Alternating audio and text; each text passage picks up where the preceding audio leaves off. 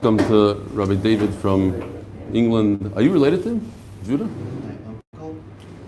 Bernard David from Manchester. Oh. We have a David in the Shir sitting here. We have a David live in Manchester. All right. Zog the Gemara. We're holding today's Daf Pei Vav. We're going to start from the bottom of Daf Pei Hey Omid Beis all the way in the bottom. So we're talking about the oil. You can't bring oil from a field that was fertilized. Vatanyo emevin ampakton. So the Gemara is going to ask a kasha. It says that you don't bring ampakton. Now in our Mishnah it also says you can't use ampakton, which is oil that's a third, olive that grew a third, so it has inferior oil. But over here in the Brisa it says something else. It says vimhevi pasul. That's just like the Mishnah so far. Mipnei shu sorof. So the Brisa doesn't even use the lashon. It's not oil b'chlal. It's a sorof, some sort of liquid.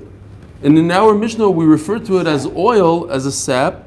We refer to it as an oil, just an inferior oil. So it seems to be a contradiction.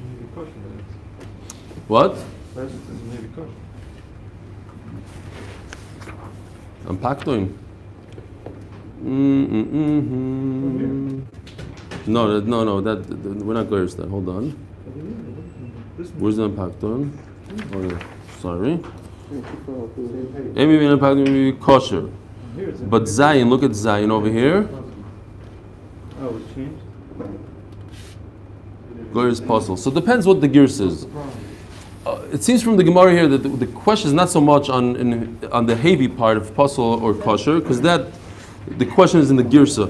It's more of how do we view this? Do we view it as oil or view it as saraf? Omer Rav Yosef lo kasha. Hore b'chia. You'll see from the teretz that's how you have to learn the kasha. Hore b'chia, hore b'shim bar Rebbe. The Rebbe is zorek lei. He held that it's not even oil. He would just throw it out into the garbage. Reb Shimon bar Rebbe, Reb Shimon, the son of Rebbe, Reb Yehuda Hanasi, mitabel bey. He would actually use it as oil. B'simonach, and if you want to remember who did what, Ashiri Mekamtin. The wealthy, this is like a continuation of yesterday's Gemara. This Ampakton is the first few drops that come out, right? No, Ampakton is an olive that only grew 1/3, so it's an inferior. It's not oil yet. It's not. Our Mishnah considers it oil, but it's an inferior oil. And in the Brisa, it's not oil yet. So some people throw it out completely. The son, Reb Shimon, who was the son of Reb Yehuda Nasi, who was the Nasi, he had a lot of money. He used to keep it. Ashiri Mekamtin, there's a concept that the wealthy, they are stingy. Right? We had that yet last night, that the wealthy, they pretend that they're the poor, or whatever. They count the pennies. What? They count the pennies. That's some people think that's how they became rich to begin with, because they count the pennies. All right. But it's strange now, because he's actually he's using it, so he's gaining from it. He's not. Yeah, but if you're really wealthy, you say, no, I only want the best product. I'm going to take this and throw it in the garbage. Says the Gemara, the famous pasuk in Esther, Shisha Chadoshim b'Shemen Hamor. My Shemen Hamor, which the Mishnah brought. Ravuna Barchia Omar Setochsa. So, look at Rashi for a second. Second line from the top. Setochsa Shekoirin Balsamo. In English, balsam. In Hebrew, I think it's a farsamoy. It has a very good smell. Is it? Is a farsamoy in balsam? No, it's different. No, farsamoy is not peach. Right. But it could be something similar in English. Persimmon. I don't know if it's balsam. All right. Anyways, it smells good. Rav Yirmiyah bar Abba Omar Shemen Zayis Lehevi Shlish. This is the same. It's the oil that comes from an olive that didn't grow a third. Tayina me'achi Rav Yehuda Omer and Piknoin Shemen Zayis Lehevi Shlish. Lo masachin. So why do they use it? Shemashir Saseyar. It removes here uma'adin esabasar. And it makes the basar a little bit better, maybe even colors the skin a little bit. So that's why they used it in Megillas Esther. Ein mevin min agargarin That's the oil shenishu. that she soaked in for 6 Yeah, months? this is the special oil that it has the ability to remove hair. And ma'adanis habasar. Ein mevin min agargarin shenishu b'mayim. So it says in the Mishnah a bunch of things that you can't bring. You can't bring something that was olives that were cooked or olives that were pickled. B'chulu. Tanur Rabbanon shemen zayis kavush. Pickled, shaluk. No. Boiled, sharui, or soaked in water. V'shal shmorim, sediments.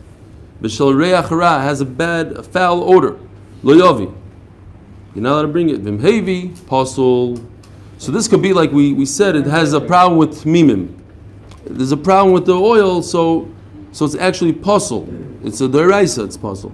By Rabba, Higdishoi, there's two concepts. We'll see. There's a concept of it says in the pasuk mivchar nederechem, that when you bring in a neder, you should bring from the choicest, the best. But over here, there's another problem. There's a problem with tmimim. So if the problem is that it's not the best, so it's still kosher. You brought second best, okay. But if you bring something that has a mum, so to speak, it has a bad reach, it's a mum, then it's a problem with the tmimim, and then it becomes pasul. Boy Rabbo, so this is the same question that we had yesterday, and yesterday was Rava, today is Rabba, but it could be they're interchangeable. I didn't see that they bring. Let me see again over here. My Gemara, Rabba, Rava. Does it say Rava here anywhere? I don't see it. It says Rabba. Right, and yesterday was Rava. Fine. A lot of times they change Rabba and Rava. Boy Rabba, Gdishoy, Mao Shiyilki Olav Mishum Balmum. Even the apostle kibal mumdami or dilma. Yesterday we had the same question. Wormy wood, since it has a mum in the wood, and somebody donates it, is he going to be over like he donates a bad carbon? If you donate a bad carbon, you get malchus. So does the wood have the same halacha as a carbon? No, yeah, of course. If it's an accident, it's an accident. But if you did a bedafka, then you get malchus, and he had asra. Or you're right. Halachically, it has a halacha of a balmum and it's pasul, but the concept of getting malchus only goes on an animal. Teiku. So we had it in 3 places. We had it in wormy flour, wormy wood, and in this bad oil. And we're going to have the question one more time on wine. Says the Mishnah, Shloisha zeisim. Ubohen shloisha shemanim. Very simple. I just for the following Mishnah I did this. It's not so important for now, but visualization. So there's three crops, 1, 2, and 3, and in each crop there's 3 levels of oil. 1, 2, 3, and these colors are going to become more understandable next. I'll go on with these 3 crops at 3 different points of the year. You take it off the tree at this time, then a couple months later, you take it out. And within each crop, there's 3 levels, 3 purities of oil. The first oil, so basically crop number 1 comes from the top of the tree. Crop number 2 comes from the rooftop level of the tree. It's high up, but not as high as the top of the tree. And crop number 3 is lower than the rooftop, so it doesn't get a lot of sun. It's an inferior crop. And then within each crop, there's 3 levels of purity. The first oil that comes out without even pressing it, it just drips right out. That's what we use for the menorah. And then 2 and 3 are different types of, you have to squeeze the oil out in different ways. So then you get purity number 2 and purity number 3. It says the Mishnah, Shloisha Zeisimim, there's 3 different crops. If you look at Taisus real quickly, so Taisus asks the kasha that it seems like from Rashi that these crops come at different times of the year. And we know that there's payah, you have to give payah on olives. And the halacha is that payah is not given on something that ain't the kitasik achas. It has to be the kitasik achas. And according to Rashi, it's 3 different stages. So you shouldn't have to give payah.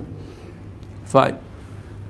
Agobanim says the Mishnah, Hazais Rishon, the first crop, Ubehem shloisha. Sorry, go back a second. Ubehem shloisha shmon.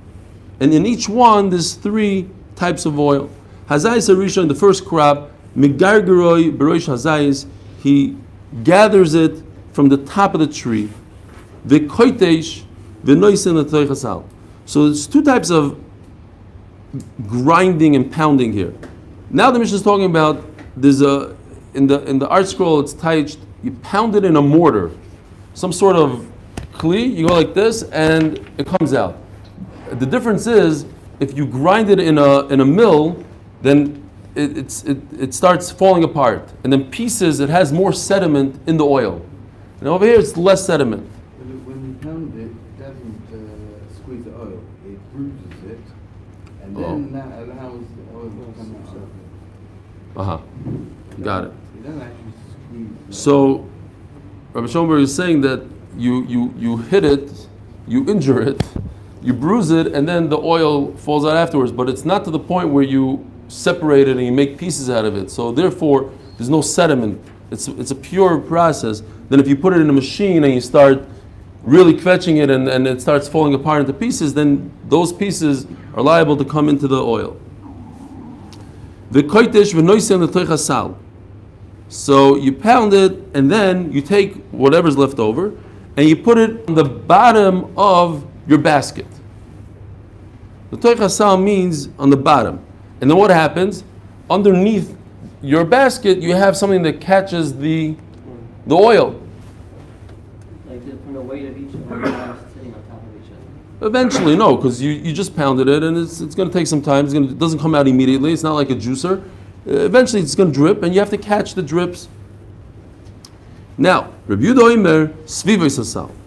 Rabbi Yehuda says, no, you don't take these leftover pieces and put it on the bottom of the basket. Rather, you put it on the walls of the basket. And like this, it's even pure, because when you put the olives on around the basket, when it drips down without the sediment. If you put it on the bottom of the basket, little pieces of the olives could come through the basket and go in. But if you put it on the wall, it's a pure process. Now you're going to get only the oil, the liquid, and not the pieces. Zeh Rishon. This is the first of the first. So this is actually the best oil possible. This comes from the first crop, and it's the first oil that comes out. Now, Choizer v'toyein b'koira. He goes again, and he puts it underneath that heavy beam. Rabbi Yehuda Omer, once again, Rabbi Yehuda comes and says, no, it can't be as heavy. Ba'avonim, zesheni. So you don't take a heavy beam. I don't know if you ever went to those, on the Tiulim, those olive presses. You have these heavy things. One in the Bet Shemesh Park. Bet Shemesh, yeah, exactly. In the parks, you have them everywhere. So he said you do it with stones, which are lighter and therefore less sediment. It's a pure oil. Zesheni. Now, after you have the second oil, chazar v'tochan. Now it's already a tchina. It's not a koitesh. It's tochan. It's grinding in a rechayim, in a millstone, I think that's what they have in these parks. That big stone, that's a circular stone that goes around in a circle. That literally grinds it and destroys everything in its way.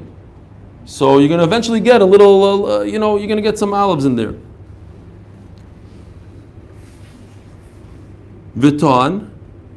Now he loads it up again under the beam. So first you do vitachan, and then one more step is vitah, and you put it underneath the beam. Zeh shlishi, and whatever comes out of that is the third oil. Says the Mishnah, harisha in la menorah. Since it's so pure, it says in the Torah zoch. So therefore, somebody get a picture of this. This is all there is. Don't harisha in la menorah.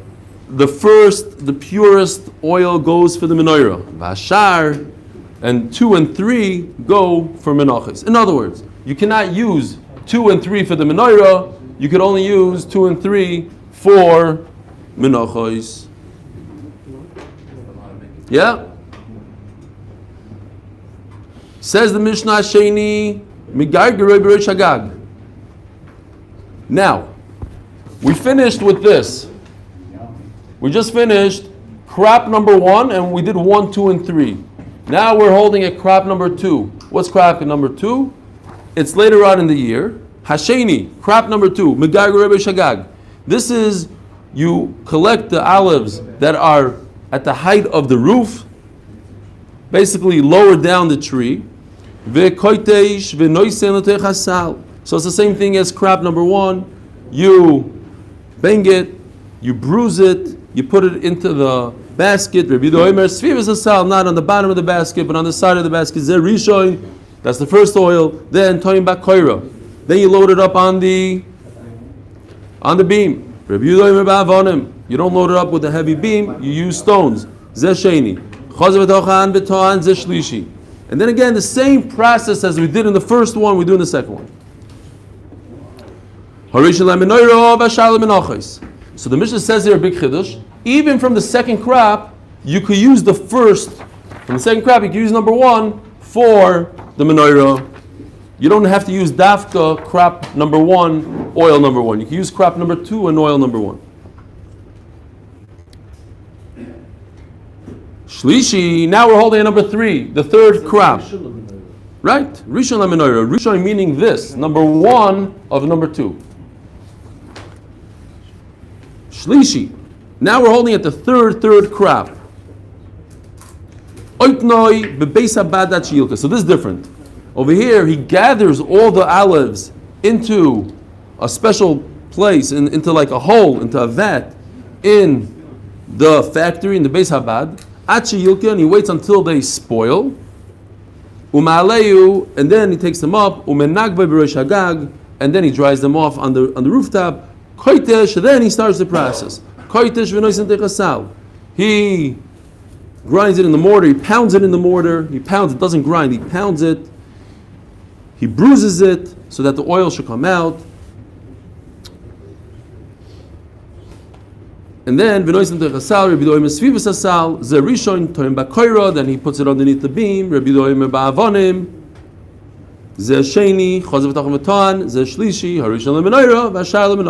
even from the third crop, the worst of the worst, you could use the first oil that comes out for the menorah. Says the Gemara.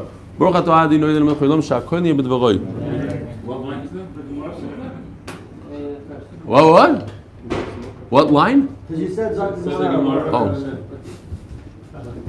Got it. Iboilu. It was a nice stop. Iboilu. Megargeroi itnan or megalgol itnan. In our Mishnah it says the word megargeroi, and I said the pshat is that he gathers it. He takes them off the tree. The Mishnah, the Gemara wants to know, maybe it says megalgoloi, which is a lashon of let it ripen. You wait until everything ripens, then you take it off the tree. Not that you just pick and choose the ones that you want. You wait until everything is ripe. Toshma desanyo. If a person makes a neder and he says shemen zayis, so he says he's going to bring shemen zayis. What does it mean? Mizeisoy. That means that it's the oil, the pure oil that comes straight out of the olive without doing anything. It just comes out of the olive without pounding, without anything. Mikan Amru, Zayis Rishon, Migalgaloi. Now this is, we're going to have a whole brisa here. The whole point of the brisa is for this word right over here.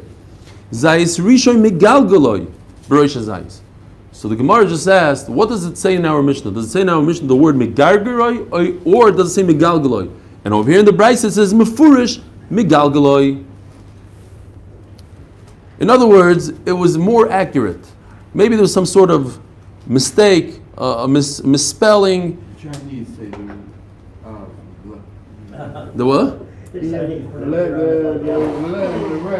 Got it. Okay.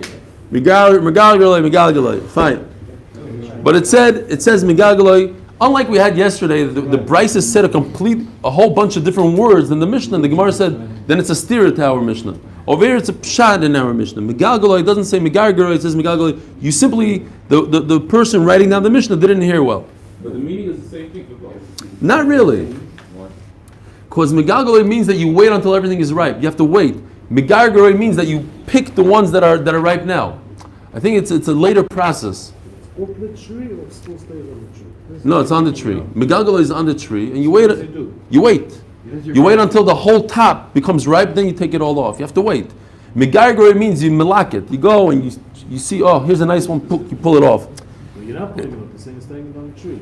Megargoroi means you pulling it off the tree. Then you keep it on. Megalgalo means you leave it on the tree. It's two different words. You select. You select. Megargoroi is select, and Megalgalo is you wait. Whatever is things right. Don't select. Okay, so now because we brought the word, we have to bring the whole entire brisa. It's very, very similar to our Mishnah. Almost everything is like our Mishnah. Says the brisa, and then you grind it in the millstone. You put it in the baskets. The first oil that comes out is the first. Now over here it says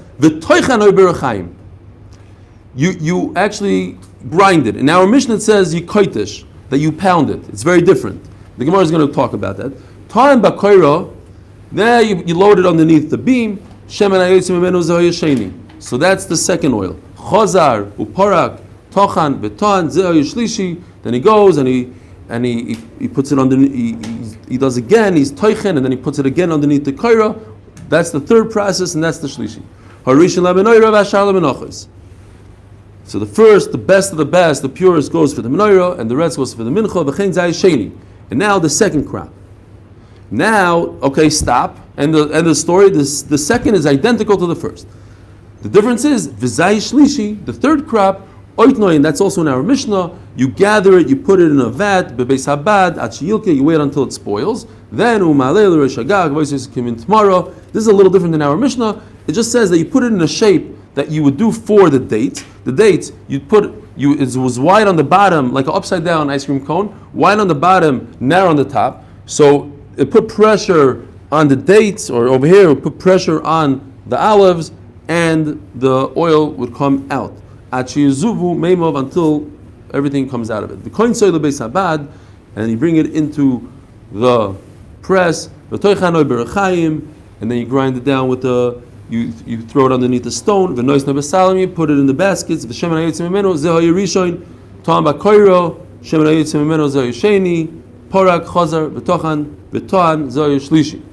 So that's on the third crop. You do this process. Harishon lamenoiro, hashar lamenochos.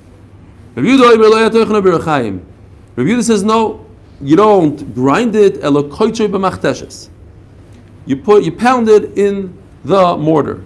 And you don't use a beam, just stones, because it's lighter. And you don't put it on the bottom of the basket. You put it around the basket, because like this, it comes out pure. So the Gemara is a gufa kasha. It's a kasha in our Mishnah really, because it says in our Mishnah koitesh that you only pound it, whereas in the Brisa it says toichen. So in our Mishnah it says koitesh and not toichen. Mani, who does it go according to? Rabbi Yehudi. In other words, our Mishnah holds like Rabbi Yehuda that you pound it and you don't grind it. Yet it says toichasal, you put it on the bottom of the basket and not on the side of the basket. Who says that you put it on the side of the basket? Rabbi Yehuda. But our Tanakhama says that you put it on the bottom of the basket. So how could it be that the beginning of the Mishnah is Rabbi Yehuda? The Tanakhama holds like Rabbi Yehuda in the beginning about koitesh and not toichen. Yet he holds that you put it on the bottom of the basket, not on the side of the basket. So he's mechulik on Rabbi Yehuda. Says the Gemara, you're right. The beginning of the Mishnah, he holds like Rabbi Yehuda that you pound it, you only bruise it, you don't grind it. But yet, when it comes to the placement of the olives, he holds differently than Rabbi Yehuda. He holds that you put it on the bottom of the basket. Says the Mishnah. Harishon sheberishoin ein lamalo imenu. The first oil that comes out of the first crop is the purest of the purest, the best of the best. So, when it comes to the pasuk that says mivchar nidrechem, you should look for this best of the best. The machmir would go and get this green one. I did in green because it's like an olive. It's like, okay, 1-1. Aleph. This is the best of the best. Hasheni sheberishoin, very simple, Rabbi Yisai. Just if we read it fast, it might be confusing. Basically, the black it's brown. It's supposed to be brown because black I did is really bad. Shachar 3-3 The third batch of the third crop is the worst. The 1 of 1 is the best. 1 and 2 are the same. And 1, 2, and 3 are the same. In other words, the first of the third batch, the second of the second batch, and the third and the last of the first batch are equal. That's why they're purple. And these guys are brown. So the first of the second batch and the second of the first batch are equal in terms of purity. If you have these two guys in front of you, what? I did it wrong? You can't see the colors. Oh, that you're colorblind. Okay, when we have the screen, it's going to be different. You really can't see purple? I can see the purple with the black and the brown. You can't see. So turn on your YouTubes back there. The 2-1 looks black from here. From here, yeah, I know. That was a mistake. They're not equal in purity. They're equal in halacha. Halacha. If you have, well, I don't know if that's right. Who told you they're not pure? There's still a hidur if you use one. Otherwise, There's no hidur. But kids, if you're in the store and they say, listen, 1 costs 10 shekel and 2 costs 5 shekel, you can take, no problem. You have no problem taking number 2 and bringing it as a mincha. Because it's equal in halacha, 1 and 2. And 1, 2, and 3 this way, 3 of the first crop and 1 of the third crop are equal halachically. And there's no reason to bring, it's 1. It's the first one. But No. one from the 3 you could use for the For mincha. You could use everything, all this you could use for menachos. Everything down here you could use for mincha. One also you could Just, if you have this 3 and this 3, Mifchan Nidarechem will tell you, take from here. Is it possible? No.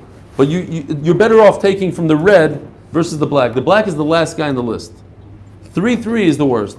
It's very, very simple. Let's see it inside. The 1 and the 2, even though they're the same. One you could only use for the menorah, and one you could only use for the menachos. All these 3 you can use for menorah. Yeah, but All ones you can use for 1 menorah. and 2, the brown is the same. the purple. It's not the same. The purples. 1 you could use for One you menorah. could use Right, for the right, menorah. right, You right. can't use for the menorah. Now we're going to see in the Gemara. Rabbi Isai, what he's asking is the Gemara. This discussion that we're having right now is only for menachos.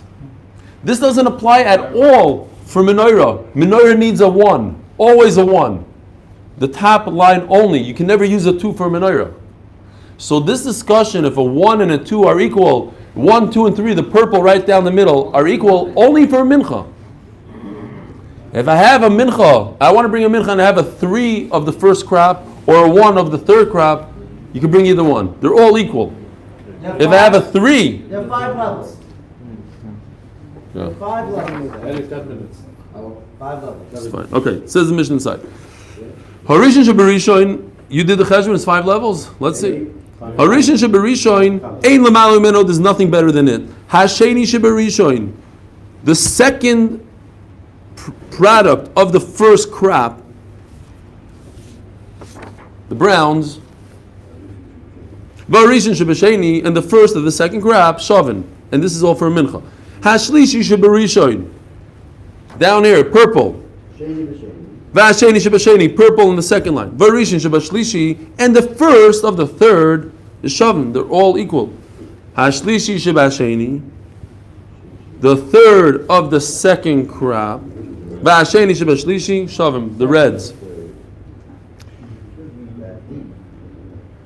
Vasheni Shavim. Ashlishi Shabashlishi, Elamatameno. This black guy is the worst. Says the Mishnah. Af kol ha-menachos hayu b'din she'itanu shemen zayis zach. I missed that. What happened?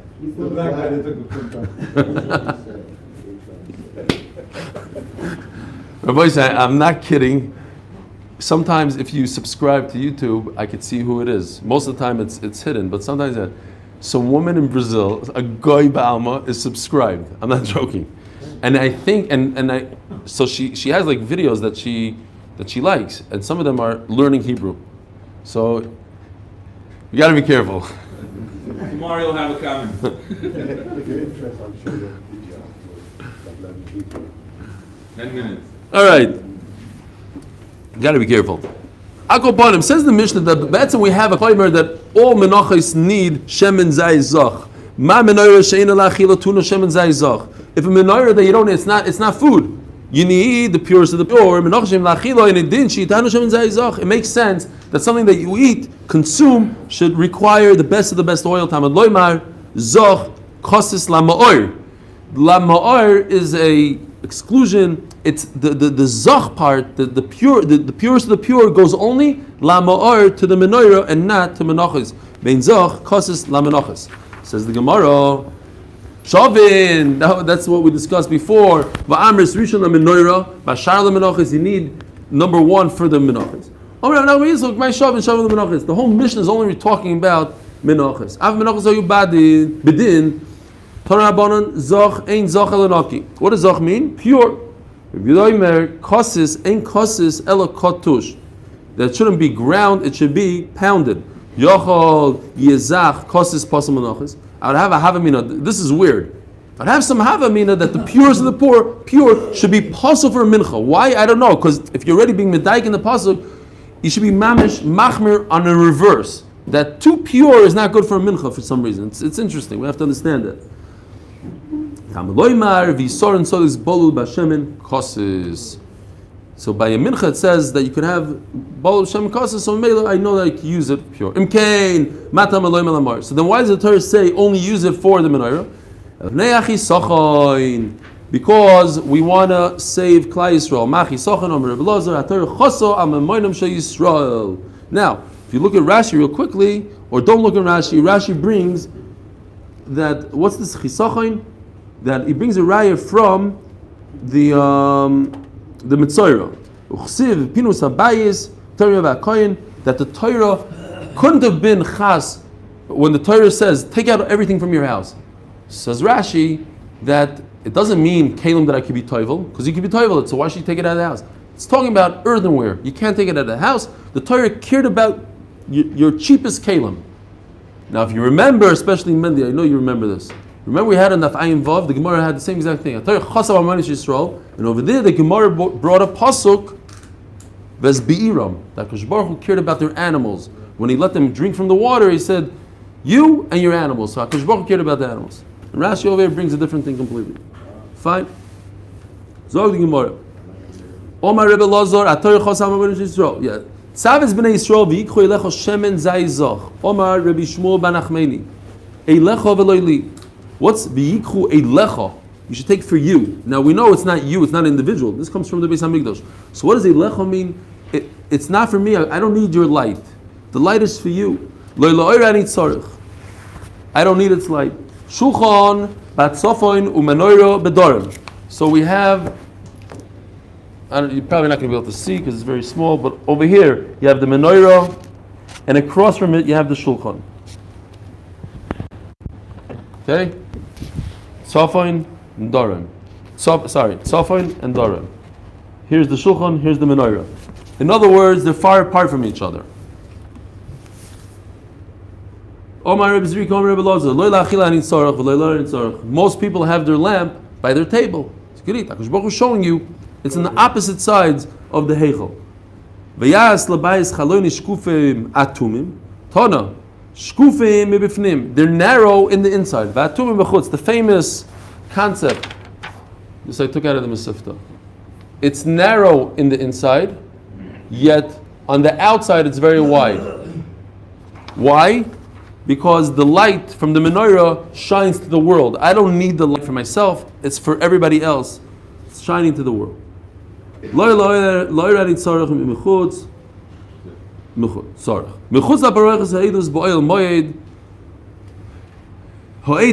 Eidos? Eidos is testimony. This is testimony that the Shechina is on Klal Yisrael.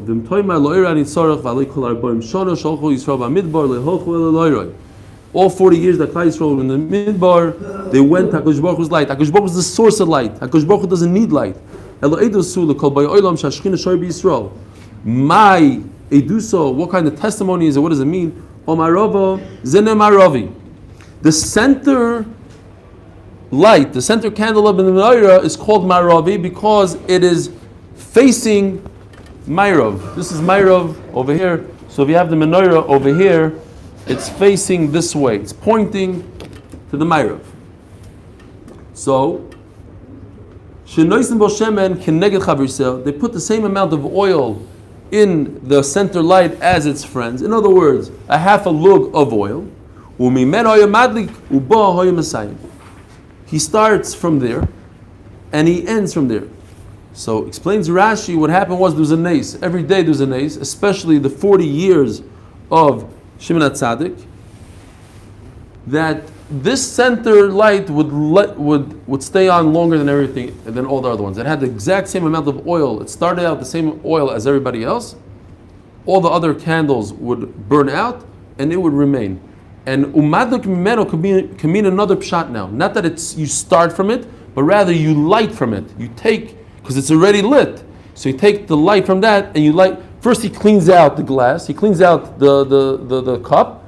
He puts a new wick. And then he lights the new wicks from the center one, which is still lit, benes.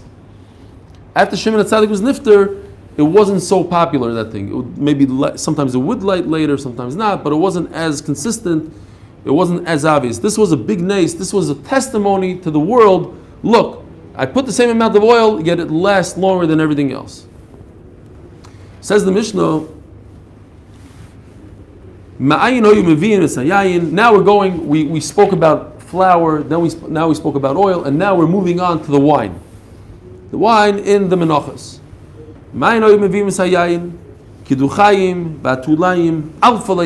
This alpha, remember?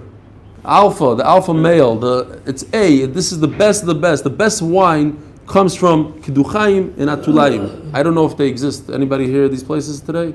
No. Shniya lohen base rima u base lovan bahar. Second to them, if you don't find in the first places, you can go to the second place. Ukfar signo babiko. Says the Mishnah, you can bring wine from all countries. Elamikano mivim, it's better from these places. Mivim, again, the same halacha like we had before. Don't bring from a place that has fertilization. Again, you have the two shatim in Rashi. Either he might miss an area and he won't fertilize it, so it won't be as good, or the pshat is that the zevel itself seeps into the wine and it gives it a different taste. And not from a field that needs to be irrigated, because again, it's inferior. And if a field has other things planted between the rows, so now it removes the nourishment. It's not fully nourished from the ground, and it's inferior. Bimhevi, yet it's kosher. What? Why could you use it? I don't know what the distance is. It's climb? It's planted in the way that it's not climb. That it's not climb. Okay, perfect. It's not climb, but it has enough. It's enough of a problem that it takes away from the nourishment. Climb is what, 3 tefachim, I think. It's not tefach al tefach, I think. Whatever. It's not a big shear. Ein mevin halistiyon. Don't bring grapes that had a lot of sun and they're way too sweet. Vimhevi kosher. Ein mevim yoshon. Don't bring for grapes from last year. Divrei Rebbe. V'chachomim machshirin. You don't bring some grapes that are very sweet and grapes that are smoked. And cooked. No good. This is already a psul in the wine. It's not a question of choicest. This is a psul. It's a mum. You shouldn't bring from grapes that hang. Elo minaragliois, the ones that are like a regel, like a foot, that are on the ground, because they have more nourishment. Uminakromim avudim. Krom avudim is vineyards that are basically they would dig it out twice a year around the vines, and that's a better grape. And you don't gather the grapes in large vats, elo b'chavias ktanos, in small barrels. You don't fill up the barrel all the way to the top. If you leave a little bit of ear on the top of the barrel, then it has a place for the smell to gather, the aroma to gather. But if you fill it up all the way to the top, then there's no place for the aroma to gather. It escapes, and therefore it's not the best wine. And maybe mipio. You don't bring from the top, from the mouth of the barrel, mipnei hakmachem, because of the flour. Basically it's mold. It's moldy. V'lo mishuleh, and you don't bring from wine from the bottom of the barrel, b'pnei hashmarim, because the sediments are on the bottom. Elomevi mishlishio me'emtzo. You bring from the third, 1/3, the middle of the third. So it could be the middle of the barrel. It's shiloh how you learn it. But basically, you put a spigot into the barrel, in the middle of it, and that's where you take out the wine. Barrels are always lying on their side. So when you put it in the middle, it's a little on the side. Yeah? You never put the spigot in the flat part of the top of the barrel. Not at the top of the barrel, So the barrel's on its side, it's curved. Yeah? right? And And you put it on the front, So, no, in the middle, right in the middle. on top. On the curve. Because it's like this. The barrel's like this. And you put The barrel's like this, and you put it in the middle. So how's it going to flow out? Where's the gravity coming from? Stick it here. No, it's a. You open the barrel. Oh, it's a water. It comes in from the side. Yeah. The siphon it. Yeah. Got it. It doesn't work over here, because then you get all the lovan at the top. It has to be in the middle, Right. between the shmar. Exactly. It has to be between the mold on the top and the sediment on the bottom. It has to be in the middle, so it's standing. You put the spigot over here. That's how I understood it also. If you do it like you're saying, then So they never. what? All barrels are on But if you put it on the top like you're saying, then you're getting the mold. They never do it. Keitzadu boydek. 2 minutes. Keitzadu boydek. How do you check? Hagizber Yoshev Akonu biyodoi. I don't know if you, some of you remember. The younger guys not, but like the Rebbe in Cheder had that stick. You had it in your days. You had the stick. You for sure had it. Okay. Caning. You don't know what I'm talking about. You're from England. We had the plank. He had a plank. He had it. A nice little stick, a kana made out of reed. And nowadays it was a metal ruler. So you also have, because everybody was Zoicha, Baruch Hashem, to have this. So here the Gizber was standing with a stick. Zorak Hagir, once the barrel spit out the plaster, so to speak, the white stuff, Hikish Bakana. So we're going to see in the Gemara, there's a concept that you don't talk in front of the wine. Speaking noise could hurt the wine, the quality of the wine. So instead of talking, you'd use a stick, you'd give a clap, and that's how we knew to stop. Vibration, I don't know if it hurts. Talking. Rabbi Yossi, you're saying the vibration of the sound. Rabbi Yossi, Rabbi Yehuda Omer, sheyesh bei k'mochem pasul. Literally, if it has this mold, it's pasul. Shenemar tmim yulochem u'minchasam tmim yulochem miniskeim. So Rabbi Yossi, I did tshuva yesterday. I got complaints. Tell me if this is better. Much better. Now, and this is another. This is what I was asked to do also. This is even better than the white and the blue. Black is always the best. I don't like the color so much, but you're saying it's better. Go back there. Avi, see this? What's better, this or this? I'm going to buy shares again. Yellow and black? So yellow and black it is. But Akopanim, it says in the Pasuk by Karbanis, it says Tmimim.